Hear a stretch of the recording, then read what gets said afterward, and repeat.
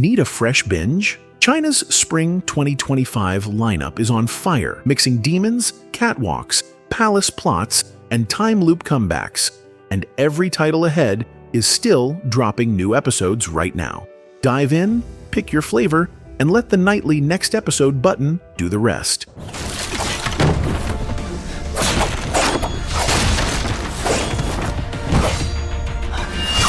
The Demon Hunter's romance sweeps you into a world where demons buy incense with the same silver as monks. Here, glamour is a weapon, rumors are currency, and every shadow might be wearing a smile. Center stage is Banxia, a wealthy gentlewoman branded crazy because her golden eyes catch the flicker of foxtails under scholar robes. Forced on the run after outing a murderous in-law, she collides, literally, with Zhuanye, the aloof hunter sworn to keep humans safe. One vow-sealing kiss lets her pierce every illusion. Suddenly, the two are dissecting Guangping's creepiest cold cases, from dream-eating puppets to rabbit spirits yearning for moonlight, all while palace intrigue wonders if the hunter himself might not be entirely human. The hook isn't just jump-scare yokai, it's the pulse-quick chemistry between Ren Jialun's steel-still guardian and Song Zuer's mercurial seer. Each tease melts his discipline.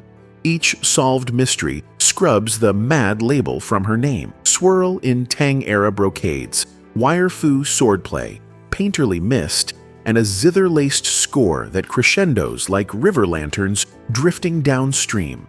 And you've bagged 45-minute servings of cozy dread chased by swoony heartbeats.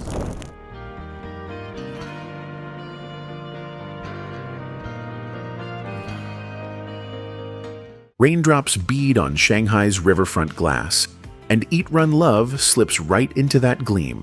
Equal parts noodle shop warmth, pre-dawn mileage, and heartbeat deja vu. Campus golden boy Gan Yang, Arthur Chen Fei Yu, once sprinted straight into scholastic legend.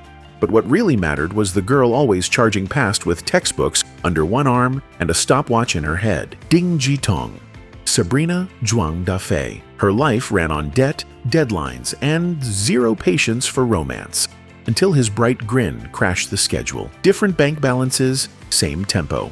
For a moment, they were unstoppable. Then Gan Yang's family fortune collapsed. Pride stuffed the truth in his back pocket, and one bitter goodbye rewrote everything. Years later, the pair reconnect above the skyline. He's steering a cash-strapped startup. She's the consultant hired to unlock funding. Their rematch plays out like a relay designed by director Yu Zhong. Quips snap like starting pistols. Office corridors turn into 100-meter straights, and rooftop jogging paths echo with memories neither can outrun. The drama lives up to its triple verb promise. Eat. Steamy bowls where chopsticks tangle with confessions. Run. Sunrise kilometers that trade resentment for synced breathing. Love. The slow realization that honesty, not speed, closes the gap.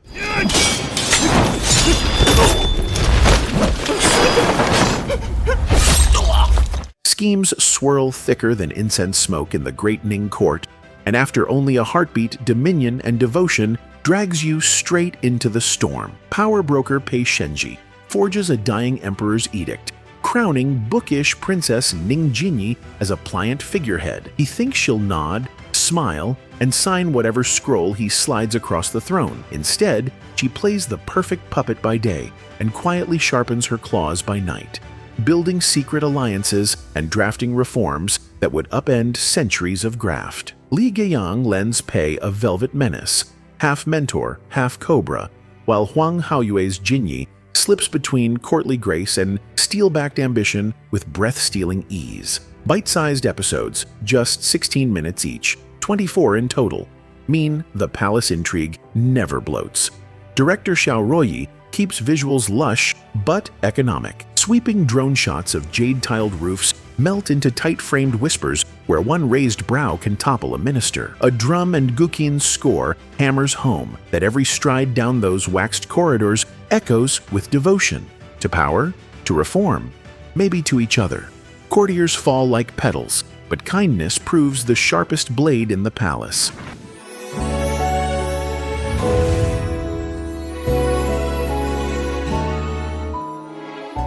A single mistake turns a celebration into chaos. And that's how the seized destiny kicks off its fast, 13-minute bursts of Xian Xia mayhem. Healer in training Cheng Yan thinks her advancement ceremony will be all cheers, until senior brother Cheng Tian drags her into forced dual cultivation. Worse, his body hides Sha, an ancient spirit beast hungry for power. To break free, Cheng Yan blows up her own inner core and would have died if her contract beast, the loyal cat demon Chen, hadn't shared half his life to save her. Now she's alive but poisoned, and revenge is the only thing on her mind. She forges a relic to heal herself, marries Chen in a rush of moonlit vows, then sends him back to the demon realm before walking into her final battle. And death. Heartbroken, Chen storms back, only to find her reborn as Lu Ming, an immortal with no memory of him. That sets up a new race. Wake her memories, crush Sha, and balance the human, immortal, and demon worlds before time runs out again. Adapted from the manhwa Duo Tianqian, the drama is all killer, no filler. 20 episodes that blend sword fights, spirit beasts, and kisses with whiskers. Leads Chen Fang Tong and Fang Xiaodong flip between tender and fierce in seconds, and the bite-sized runtime means every cliffhanger lands before your tea cools.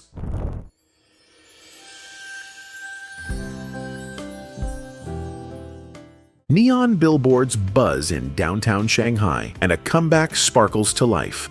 Wannabe slides into the spotlight, not with catwalk glitter, but with a fishmonger's wet market grit. Supermodel Han Yijing, Xiqi Wang, once ruled runways, then vanished for 3 years after a brutal crash. When she returns, nerves fray, family meddles, and her old swagger comes wrapped in bruises she won't show. Enter Jia Fan, Tang Xiaotian, a seafood guy yanked onto a Fashion Week stage when a model bails. One accidental strut, one deadly honest quip, and boom. Agency boss Han Jialing signs him for a rookie contest, with Yijing assigned as drill sergeant. Their training montage is half runway walk, half street food pit stop. She teaches angles and attitude. He reminds her that courage isn't a photoshoot filter. Sparks fly, but his hereditary eye disease ticks like a shutter timer he can't control. The hook is simple. Can two people who've both been blindsided, one by fate, one by genetics, trade fear for fierce belief in each other? Wannabe answers with runway lights, pounding music, and a romance that struts, stumbles, then strides forward anyway.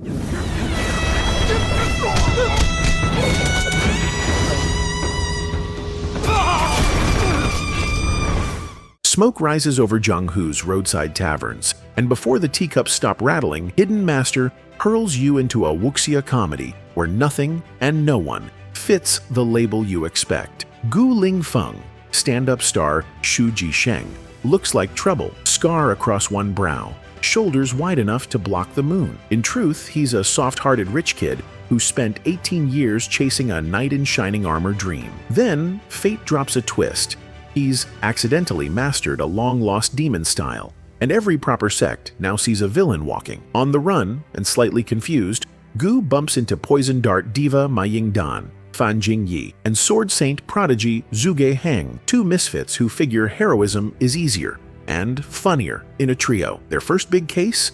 A missing monk mystery that snakes through brothel gossip, masked bandits, and a martial arts license test run by a grumpy, paperwork-obsessed guild. Director Su Liang fires off punchlines and sword sparks in equal measure. 1 minute Gu's stripping weapons from a bounty crew.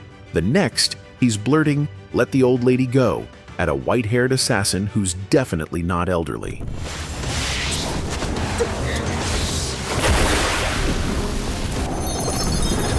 High above a mist-draped cliff, the sweeping romance, destiny, and saving lights its first spark when sword sovereign Feng Yue duels the demonic star-lord Feng Xingtian, leaving their young disciples tangled in the fallout. Shen Xiaoyu, kind-hearted, rule-bound, meets fiery Feng Lixue by pure chance, and the two click before they ever trade names.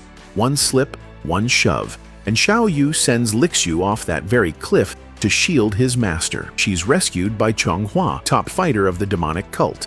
And the universe flips. The girl who laughed in the moonlight with him is now fated to lead the side he must fight. That twist sets the tempo for 40 episodes of sword flashes, spirit beasts, and feelings no prophecy can stomp out. Zhang Yuxi gives Lixu a spark that refuses to dim. Destiny keeps shoving them toward opposite thrones, but love keeps daring them to meet in the middle, while Thomas Tong's Xiao Yu wrestles with loyalty, guilt, and the stubborn hope he can rewrite the script in blood-red ink. Veterans Han Dong and Fu Fangjun anchor each camp with gravitas, but the heart stays on those two kids trying to steer a 1,000-year war off its rails.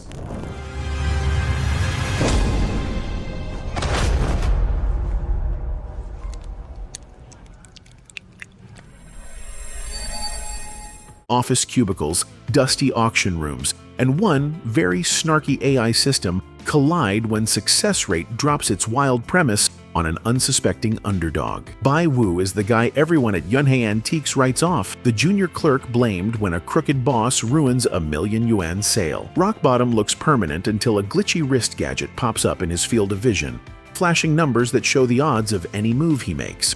A handshake? 83%. Punching that ex-boss? 12%. Flipping the tables with shrewd bids and sharper instincts?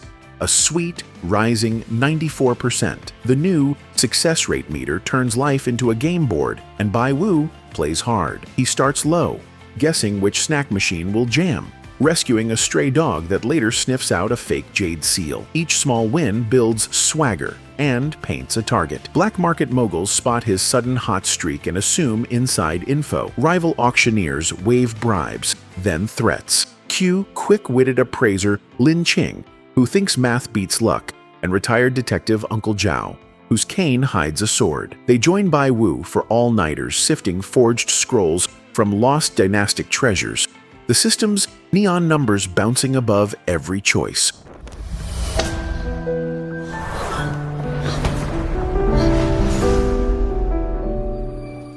Morning traffic honks outside the hospital window, and that's where her trajecting jolts awake, ready to race through 31 bite-sized chapters that run just 10 minutes each. Shu Yan, Li Mochi, has spent her whole life giving, quitting her job for a thankless husband, paying her best friend's bills, smiling through every slight. One night the debt comes due. A crash, a betrayal, and a cold realization that kindness without limits is a trap. Then, time folds. Shu Yan opens her eyes in the past, memories intact, vows rewritten. No more doormat days. Her first pivot is small, keeping a prized design sketch instead of handing it to her boss, but the ripple is huge. Soon she's swapping meek apologies for quiet power moves, recruiting ex-colleague Lu Xia as business partner, and sidestepping every trap the old timeline set. Enter Shen Weizhou, Dai Gaozheng, piano prodigy turned ER doctor, who's been nursing his own time loop secret. He came back for one mission: save the stranger who once died in his arms. Their paths cross like two rewound tapes syncing to the same beat.